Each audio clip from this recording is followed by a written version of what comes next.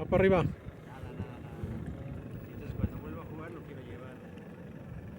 Sí, es lo que te es lo que ando pensando, ¿no? Yo jugaba mucho frontenis.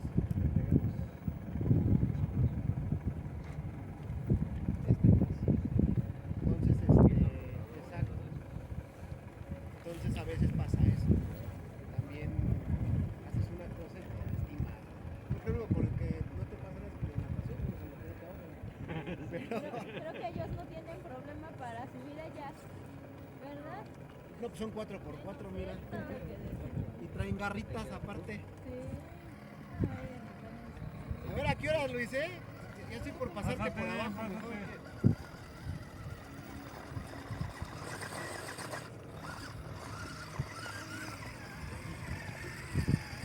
Ya cierro las piernas. Dale.